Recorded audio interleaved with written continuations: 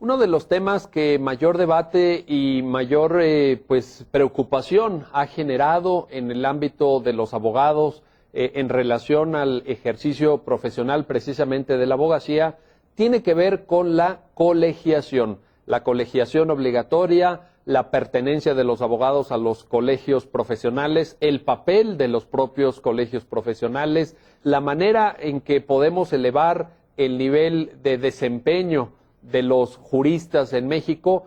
Y para hablarnos de estos temas, hoy vamos a conversar con el maestro Alfonso Pérez Cuéllar, quien es presidente del Ilustre y Nacional Colegio de Abogados, un colegio con una gran tradición histórica, el más antiguo en América Latina, uno de los más antiguos en el mundo también, y quien ha abanderado, quien ha liderado el debate en México sobre la colegiación profesional, en concreto en el campo de la abogacía. Así que, bienvenido, don Alfonso. Muchas en primer gracias. término le preguntaría, pues directo y para entrar en materia, colegiación sí, colegiación no. ¿Qué nos puede decir? Muchas gracias, doctor. Bueno, pues sin duda colegiación sí, y yo creo que este tema lo podemos ver desde dos frentes o hay dos ópticas, ¿no? Una, lógicamente, a partir de los abogados, pero otra a partir de los usuarios del servicio legal. Es decir, las personas que en el día a día requieren una asesoría legal, quienes necesitan que alguien pues les asesore en un asunto o defienda sus intereses ante un tribunal. ¿Cuál es el punto? Que ahora contamos desde hace muchos años ya con una Dirección General de Profesiones, que bueno, pues es quien expide las cédulas profesionales una vez que se registra el título, y de pronto la información del usuario del servicio legal llega hasta ahí. Si yo quiero conocer de parte de la autoridad cuáles son los profesionistas que cuentan con un título, efectivamente puedo confirmarlo a través incluso de la página de la Dirección General de Profesiones, pero toda la información que me aportan es exclusivamente de qué universidad o en qué escuela se tituló, en qué año lo hizo y su nombre. A ver, y entonces, digamos, si un ciudadano, que probablemente nos estén viendo muchos de ellos, quiere saber si el abogado que va a contratar para que le preste un servicio profesional está capacitado, está actualizado, si no tiene quejas ante algún colegio profesional, ¿eso no lo puede saber? Eso no existe y ahí viene la gravedad del asunto, porque no hay un expediente que continúe. Curiosamente es un registro nada más de cédulas y posteriormente la Dirección General de Profesiones, que es la autoridad competente para esos efectos, no tiene conocimiento del resto de la información. Es decir, este profesionista del que estamos hablando, titulado en el año 1985, 90, bueno, puedo asumir que tiene tantos años de experiencia profesional a partir de la emisión de su cédula. Pero eso puede ser absolutamente falso, porque esa persona probablemente obtuvo la cédula y no se dedicó nunca a ejercer el derecho, ¿no? Entonces, ¿qué es lo que ocurre? Que además no sabemos en qué rama del derecho, qué profesión jurídica está dedicado, cuál es su especialidad, su experiencia, y toda esta información no existe, no la conoce la autoridad. Pero entonces, efectivamente, lo que usted me está diciendo es muy grave, porque eso supone que un ciudadano tiene, digamos, que confiar a ciegas. Pues sí. Que contrata un poco el servicio, pero entonces esto me parece muy delicado. ¿Qué pasaría si se aplicara en la medicina esto? Bueno, es que es delicado sin duda, porque entonces, ¿qué ocurre? Que nos topamos con que la gente acude a un profesionista, como puede ser un abogado, por recomendaciones de terceros, lo cual genera, bueno, pues un primer parámetro lógico, pero después no hay dónde confirmar si esa persona tiene o no, pues por un lado, la capacidad técnica para atender un asunto, para dar una asesoría, y además tampoco podemos tener parámetros de su actuación ética, que es otro de los grandes temas. Con la colegiación, ¿qué logramos? Digamos, ya nos plantea usted el escenario ciertamente preocupante, a mí me alarma, como a usted seguramente. Sin duda. Y la colegiación viene a procurar ¿qué ventajas? Bueno, la colegiación, la primera ventaja es poder contar con un expediente de cada profesionista. Como yo comentaba hace un momento, entonces ya no será a partir de la emisión del título, sino hacia adelante. Si hay, por ejemplo, alguna queja en contra de un profesionista, cuál es su certificación, es decir, qué exámenes ha hecho para de ciertas especialidades acreditar que cuenta con los conocimientos y la experiencia suficientes. Entonces, ¿qué va a ocurrir? Que visto desde el objetivo o desde el aspecto del usuario de servicio legal, habrá información suficiente para tomar una decisión. Pero además, ¿qué pasa para los abogados? Que tendremos entonces un gremio unido, es decir, articulado debidamente, en el cual haya defensa de la abogacía también y del gremio frente a la autoridad, que es algo que hoy pues está totalmente, insisto, desarticulado y por separado, pero además la posibilidad de contar con ese apoyo del propio gremio para actualización de cada uno de los abogados. Volvamos al tema que usted mencionaba, que me parece la mayor relevancia, la ética profesional. Si hoy en día un abogado pues defrauda a su cliente, no en el sentido estrictamente jurídico, sino que le presta un mal servicio, que lo abandona a mitad del juicio, que no hace valer todos los recursos que la ley le da, que no aporta las pruebas necesarias, que no se conduce con diligencia en las audiencias, que no prepara las audiencias. ¿Hoy qué pasa con ese abogado? Bueno, hoy la queja puede ser primero pues al interior social, ¿no? Es decir, la queja del abogado entre comentarios de unas personas y otras de tal abogado. Es completamente informal. Que además eso no funciona, es decir, no nos representa nada.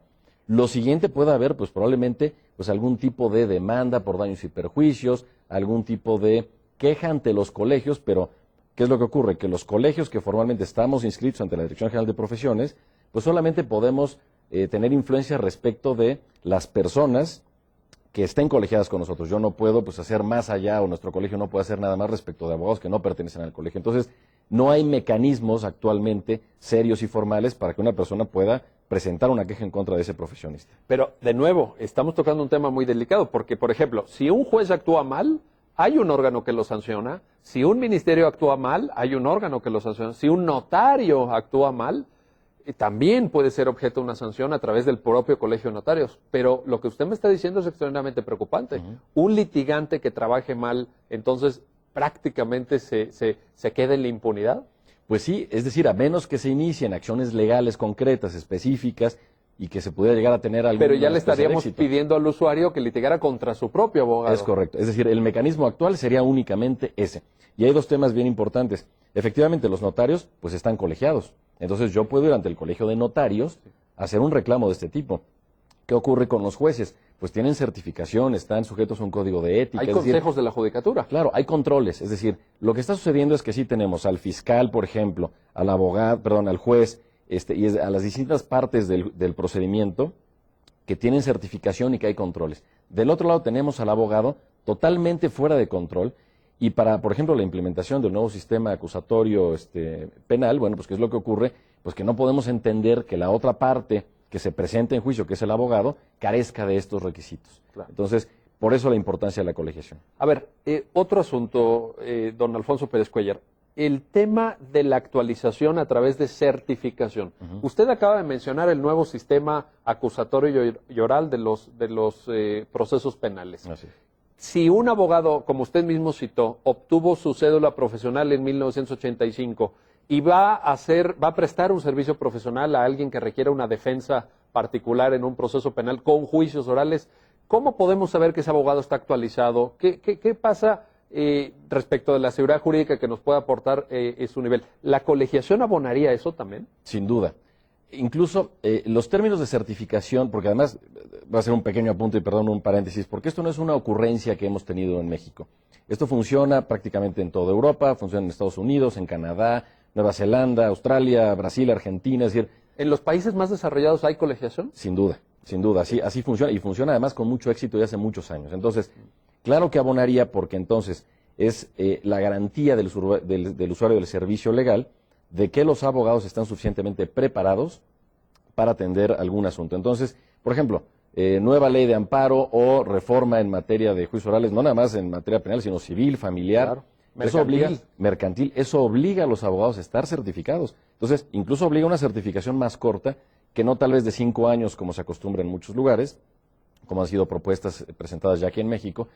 Pero ¿qué es lo que pasa? Que además es un imperativo ético estar debidamente certificado. Es un imperativo ético, pero con la colegiación sería un imperativo jurídico. Es decir, aquellos abogados que no demuestren que se han actualizado no podrían seguir ejerciendo. ¿Es esto correcto? Es correcto, así es como está planteado, y pues la idea justamente es poder abonar con estas iniciativas y estas propuestas a el Estado de Derecho que estamos persiguiendo y del cual pues estamos todos los días comentando, a la cultura de la legalidad, porque si estos abogados estamos ya certificados, con controles éticos mucho más formales, pues será una aportación adicional a esta problemática que, bueno, pues no es nueva y que pues, es la queja constante, ¿no?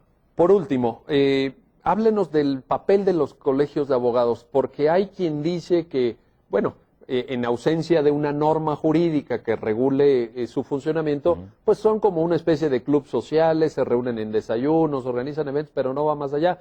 Incluso hay algunos colegios pues que carecen de las más mínimas bases organizativas o de su funcionamiento interno y externo. ¿Qué nos puede decir sobre eso? Incluso más allá, hay colegios que carecen de código de ética, con lo cual pues un colegio evidentemente pues no está ejerciendo una de sus principales funciones. Parecería contrario a la misión misma del colegio, ¿no? Sin duda, y lo es. Y efectivamente sí existen ciertas organizaciones, yo ni siquiera les llamaría colegios, aunque se denominen así, que funcionan bajo esos parámetros, que pues en algunos casos pueden ser trampolines políticos, por decirlo de alguna forma, que tienen otras intenciones que no son formalmente el trabajo a favor de la abogacía. ¿En México pasa eso? En México pasa eso, y mucho desafortunadamente, pero el Ilustre y Nacional Colegio de Abogados de México pues cumple, lleva más de 250 años ejerciendo, más bien coadyuvando para los ejercicios, digamos, de la abogacía.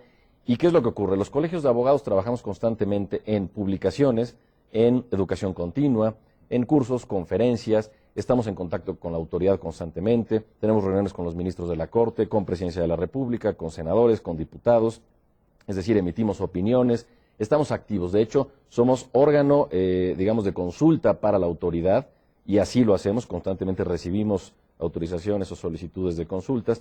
Entonces, los colegios estamos activos, estamos trabajando en pro de la abogacía, y la verdad es que, bueno, la colegiación obligatoria, o conveniente, que es otra forma también como se le ha llamado regularmente, que nos permitiría pues tener una mayor representación de la abogacía y de este gremio. Si alguna persona que nos esté viendo, que esté atendiendo esta cápsula, quisiera sumarse a la membresía del Ilustre y Nacional Colegio de Abogados, ¿qué tiene que hacer, presidente? Claro, muy bien, pues gracias. Sí, en la página del colegio www.incam.org.mx se puede revisar mucha la información de la actividad del colegio, y ahí se puede descargar la solicitud de ingreso al colegio. Está lista para descargarse, habrá que llenarla. Sí se requieren ciertos requisitos, es decir, no es nada más una solicitud de ingreso y un ingreso automático, pero bueno, hay que pasar un proceso interno del colegio que ahí se indica, pero con mucho gusto, bueno, pues estamos ávidos de recibir sobre todo abogados que estén comprometidos, no nada más con digamos, el estudio y la colegiación, sino pues en bien de México y por la legalidad. Estoy seguro que son la mayoría de los abogados que ven estas cápsulas. Seguramente. Pues como ustedes pueden ver, tenemos el enorme debate, el tema importantísimo para la dignificación de la abogacía, que es la colegiación obligatoria, lo que ello supone en términos de la ética profesional, en términos de la certificación de los abogados, de la actualización de nuestros conocimientos, en términos también de rendición de cuentas y procuración de que todos los que trabajan en el gremio jurídico tengan ciertos estándares mínimos para satisfacer los deseos de los usuarios del sistema de justicia, y todas estas cuestiones son absolutamente relevantes para el interés de los juristas mexicanos. Muchísimas gracias por su atención, y muy pronto tendremos otra cápsula del Instituto de Investigaciones Jurídicas de la UNAM.